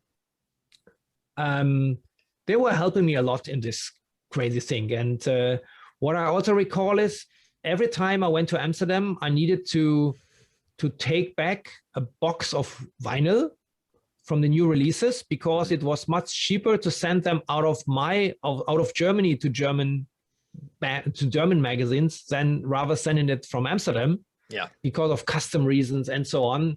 So I always took boxes of vinyls with me, and I had them, to place them under the seat in the back, and hopefully not getting, I need to do a declaration on the customs, which I never had. Yeah, so it was all fine.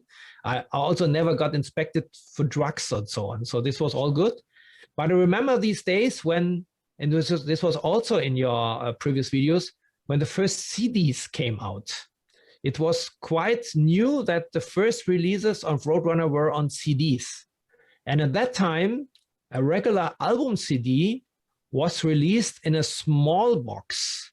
So it was not like a classical jewel box, but it was more like the early CD singles, which came later. So it was a small box with almost no booklet inside and no information. So it was just tiny. And Roadrunner were really the first ones who released the first albums on CD. And I remember that they were really, really expensive. So I only could take a few ones with me. So with vinyls was no problem to take a box with 25 of each release with me to somehow send it to media people with lots of material, packaging material, which I had to take with me.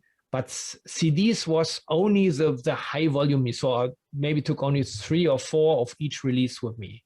So this was something which was at that time, 86, 87 was quite unusual. And they were trying also, this was also something which I remember, they started really, really underground, but then they had some artists who were on the run who could become big stars. So I remember Lizzie Borden was one of the artists where more, let's say, attraction was spent on. I don't know if there was much spending on money or videos, but this was much bigger. It was maybe the biggest Metal Blade act at that time. Yeah. This was actually an artist. But the major point at that time was actually Crimson Glory. Yeah. This was a band which was coming via Dan Johnson from Tampa, the producer, who came out the Sabotage, Sabotage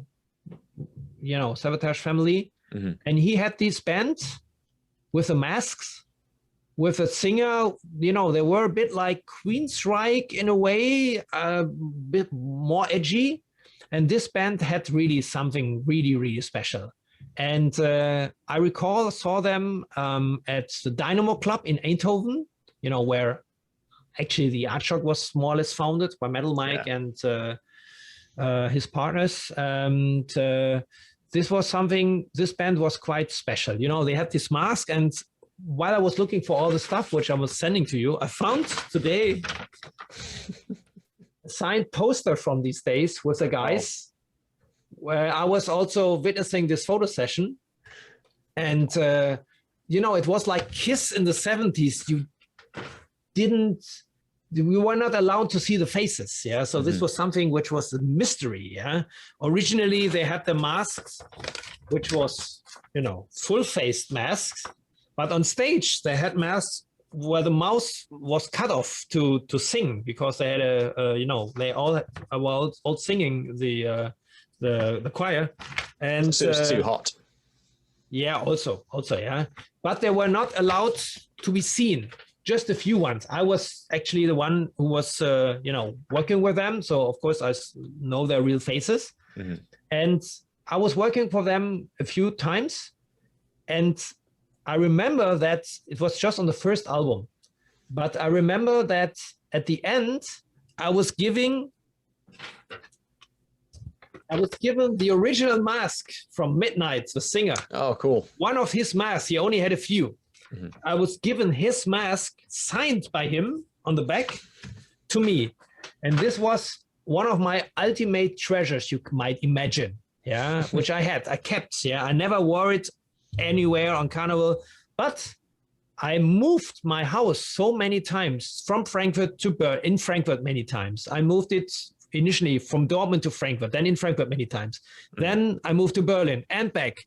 Throughout the years, it cracked, and then I threw it away. Oh no. This was unfortunate. Bad. And this band was maybe the band where Case at that time in 87, he saw the biggest chance to become, heading a worldwide media act, but they didn't make it that big. The big time of Roadrunner really came after, as you know. Yeah, I mean, Crimson Glory, I think they went to Atlantic, didn't they? After Yes. Roadrunner. And that's where it all went. It'd be interesting to know how that happened. And I can't remember, I don't know if it's recorded, if maybe they got bought out by Atlantic or they just left, I don't know. But if Metal Mike found out that you had a mask and it cracked, he would not be happy. I never told him the story. I meet him very often. He's one of the guys from the old days, which I meet still. He's been on all these metal cruises since he's having, I think, a house in Florida where he spent lots of time with his wife and throughout the winter period.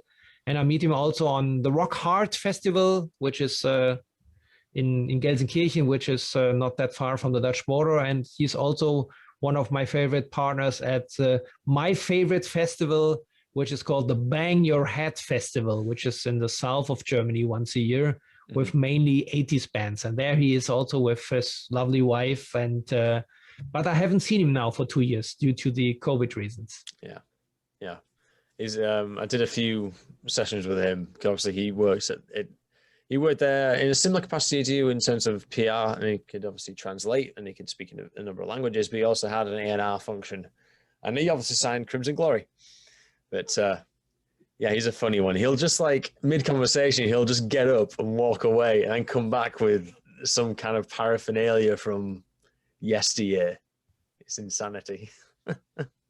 Well, that's all I've got for Roadrunner things. So thank you very much. It was actually, my cheeks are kind of hurting because I like it when this happens quite a lot. It's just a wind-up toy. I just wind you up and then off you go.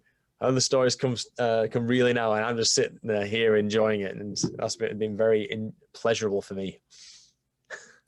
Thanks. It was a big pleasure for me as well. Also, through the past day to get up these memories once again, because it's been ages ago, and throughout my entire career in the music business, I wouldn't consider this as one of the top priorities, but just thinking now on what we talked and what I sent you before, maybe without Roadrunner experience, without this experience that Leo Lanz picked me up at the Lee Aaron interview, with my passion for Lee Aaron, for the Metal Queen, my life would have been different. I don't know. Yeah. And the good thing is that I met Lee Aaron 2 years ago when she was in Germany, playing also the Bang Your Head Festival. And I did an interview with her for also for my, at that time I had a video, YouTube channel for my interviews, which were also called The Block of Rock. And it was really, really quite nice to see her on stage again, because I always liked her. Of course, I was impressed by her looks, and but I also liked her music. And I was still impressed that even now, she's coming closer to her 60s. She's a really hot woman on stage, and she's still a good performer. Yeah. So maybe I have to thank my passion for her for my entire career. I don't know. Yeah, absolutely. Why not? If it all starts from somewhere, doesn't it? There's always these little catalyst moments that send you on certain paths. There's always some, lucky incidents. It could be this magazine. It could be this awful compilation selling nothing, while the next stage selling with this brand 30 millions. Yeah, so it all was linked to each other. And luckily and hopefully, I'm not at the end of this process. So you never know what will happen with the Block of Rock. Maybe I will finalize my documentary, which was very close to be finalized. Yeah, and I'm trying always, since I kept all the media files, to make a new run of it. I've seen lots of documentaries also from the US by all the guys over there who did the Bay Area documentaries and the LA documentaries. Yeah. They were all not perfect. Yeah, same like your ones. Yeah, it's great footage, but it's not even Sam Dunn's documentary. He had much more money. Yeah. And at that time, I was also being on international film festivals, and I talked to the distribution company for Metal Evolution, and I showed them a trailer which I made with my documentary, and they really wanted to buy it, but they insisted to show all the references that I cleared the rights. Yeah, and this was my weak point. Yeah, and I really never had the power, the financial power to do this. Yeah, just knowing all the artists is not enough. So that's why I'm still thinking one day I will succeed it. And at the moment, I'm planning to release it at least as a long audio series, an audio format, as a podcast. Yeah, and there will be a.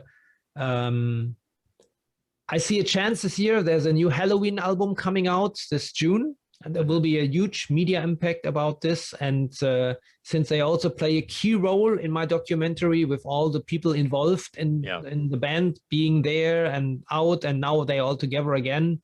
So I think I will take this opportunity with Halloween to restart this documentary, at least as an audio. Yeah.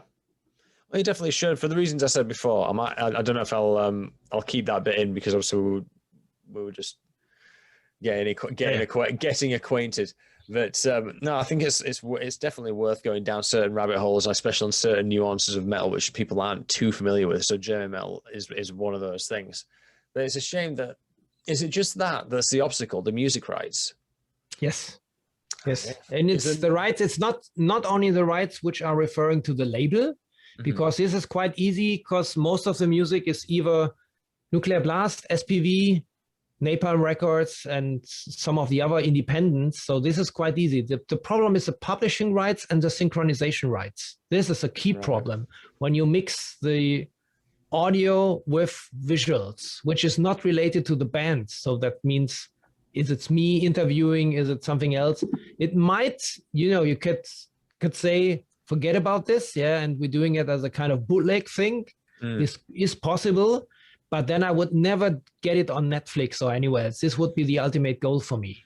And to clear this, I tried it as another attempt last year, talking to the clearance lady at Nuclear Blast, and she was telling me, we could help from our label side as best as possible, but the clearance with the publishing company will be big effort. And if you don't have the, let's say, the legal side completely justified, then I will never get a chance to Interesting.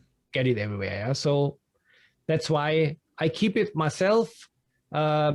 It was every time I watched it, I thought, shit, I was so close. Yeah. So it was planned 6 episodes, 45 minutes. 4 episodes are fully edited. And for the other 2 episodes remaining, we had all the footage. I already had my hostings.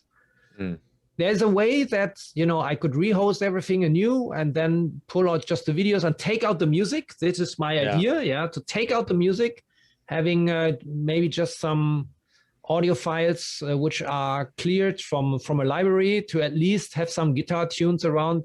And this is the idea which I'm following, it to at least have it this way.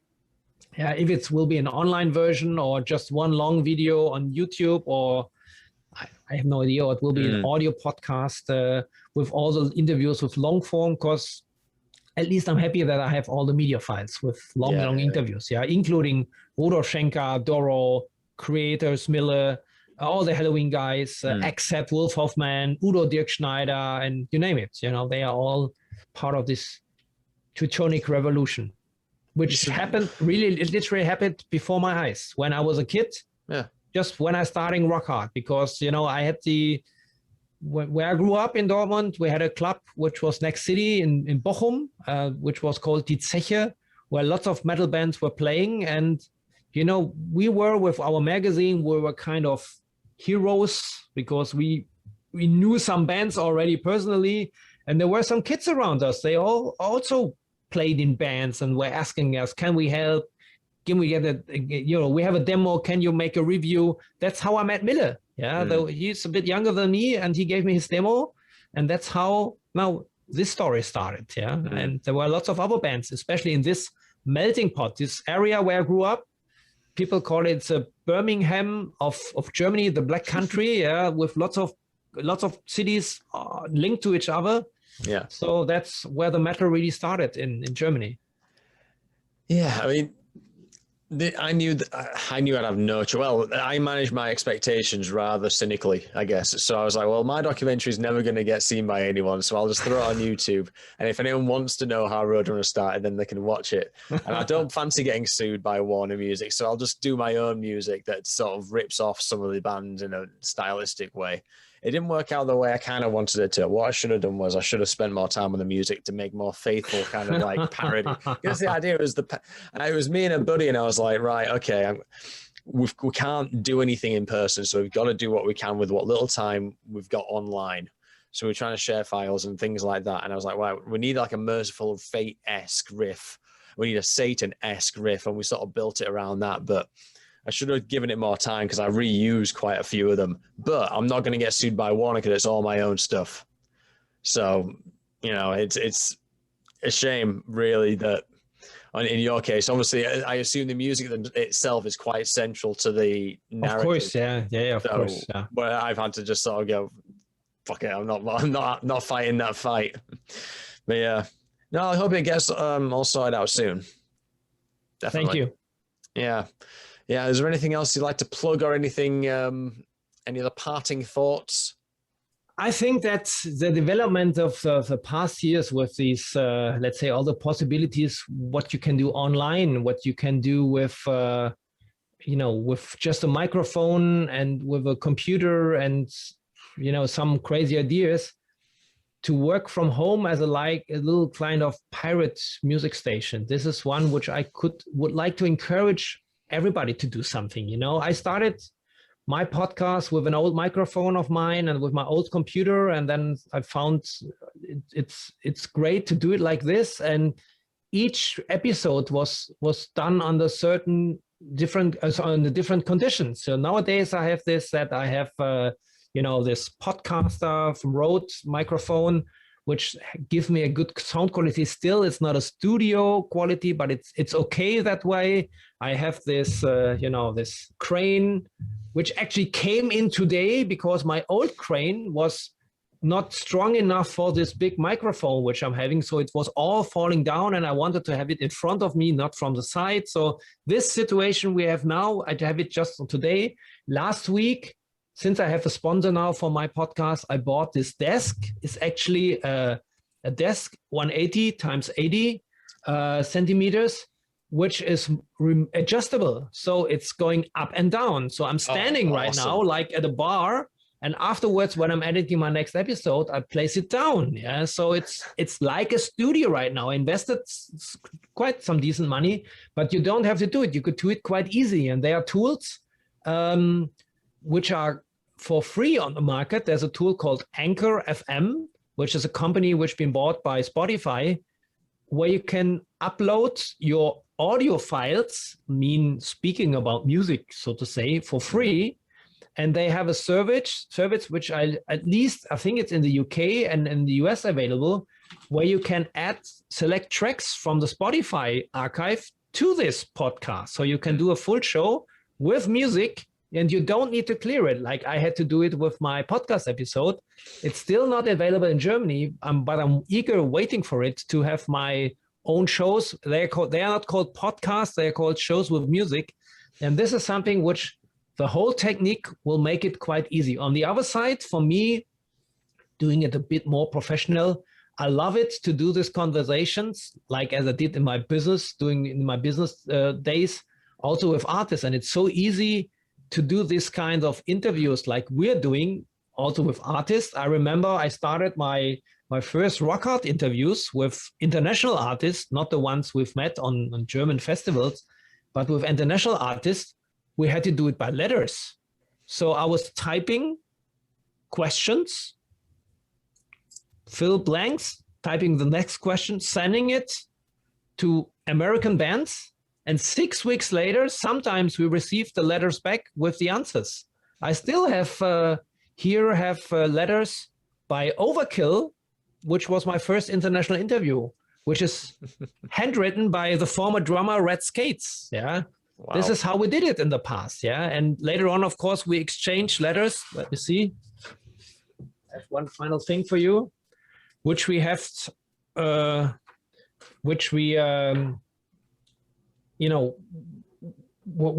the only chance for us to do interview with international artists before they came to Germany, yeah. And but we became pen pal friends with these artists. And one of my favorite last stories was. A band actually was signed with Metal Blade, and this was a band Flotsam and Jetsam. This is the original press folder on the Doomsday for the Deceiver album.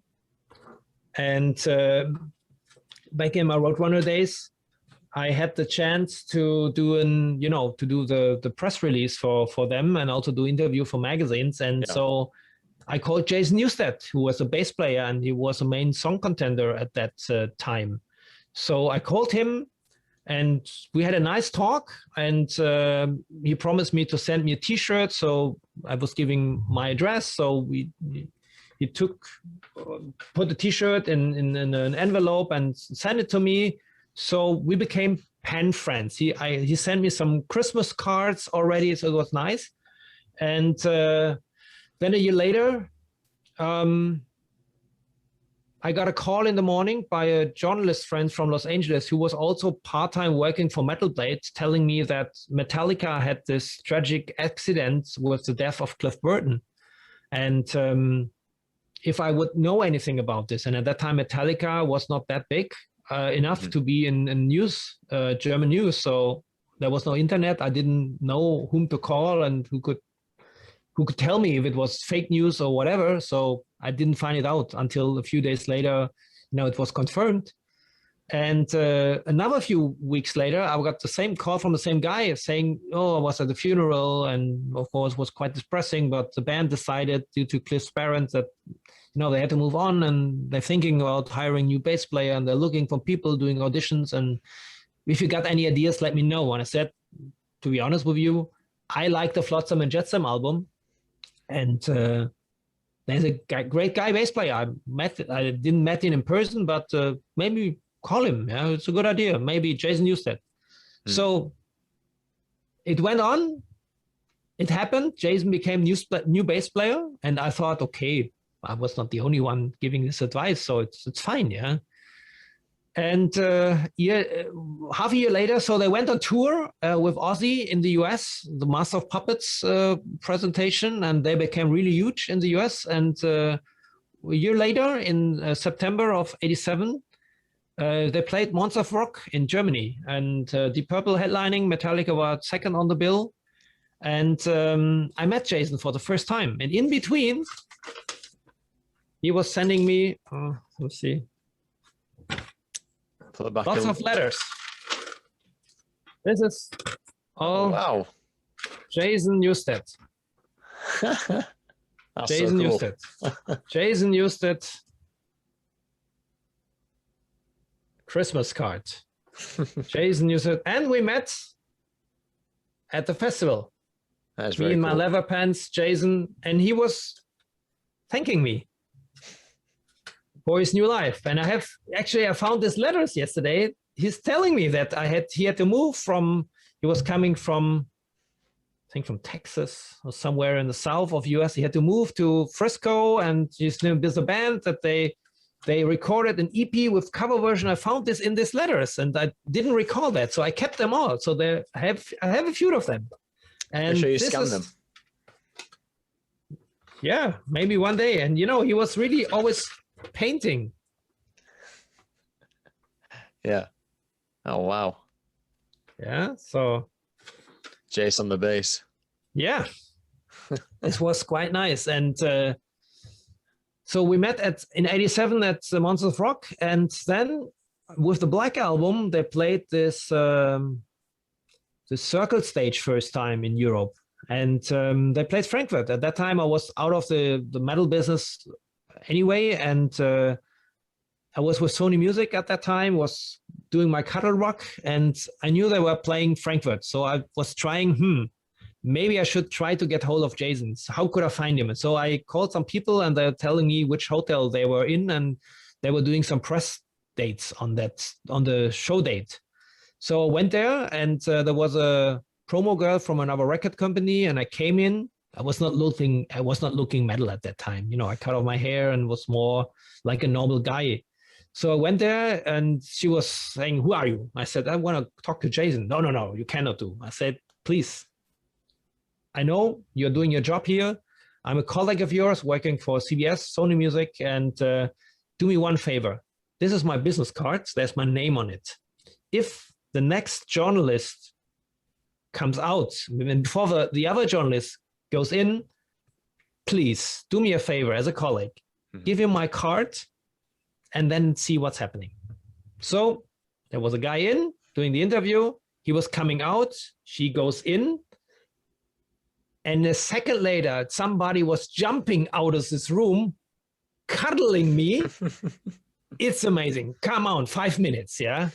And so I went into this room, and he was telling me, "Crazy guys, it's amazing, but it's it's a hard thing. It's lots of stress and lots of stuff to do, and second divorce already. We all are divorced. We don't know, but but it's great to see you. You got tickets for tonight." I said, "Yeah, I bought my ticket already." No. Go throw it away. I'll take care of you. Go to the guest list. I'll take care of you. I said, "Okay." So I went in the evening at the box office. There was an envelope for me with all passes necessary. With there were the Circle stage with the snake pits inside. So it was the little pits inside the Circle stage, and at that time, I didn't have mobile phones. It was 92. I didn't have a camera with me, but he was banging to me the whole concert. Yeah, so I was really happy that I was there. Yeah, and I have I have no films, nothing, not even a photo with me and him before the show. But there was no after show party, so I didn't see him after the show. I never had his address at that time, and we never met again. Oh, that's a shame. Yeah. So, but this evening with Metallica, even I was already outside the business, and for myself, even it was the most successful album. I do not consider the Black Album as my favorite Metallica album, but being treated by him, however, it happened that he became the new bass player of Metallica. At least something was, when I read these letters, something was happening after I somehow made this suggestion. This is still one of my stories, and I don't want to get told it by somebody else that it was the other way around. This is my story. I think he's quite active on social media these days, isn't he? You could probably just drop him a line. Maybe. I don't know. He was, but it was not his official account. Oh, okay. Is he not? Has he got people that do that? Yeah. That's what I've heard. Yeah. Then he was having some other projects, but I never really had the chance to talk with him again. Even later on, then he was this Voivod, and there was this he wanted to play with Voivod on the Bang Your Head Festival. Then he got sick with his back. Mm-hmm. Yeah, he had the surgery. We never had the chance to, and now it's years ago. Yeah, so I don't know if you ever would remember me. Maybe I should show him the letters. Yeah, maybe. Oh, thanks, man. That was awesome. I want to ask a lot of stuff about editing, but I've kept it. It must be near midnight for you. Yeah, almost. And I have to do now my interview, which I have to go online tonight. So we'll still some busy work.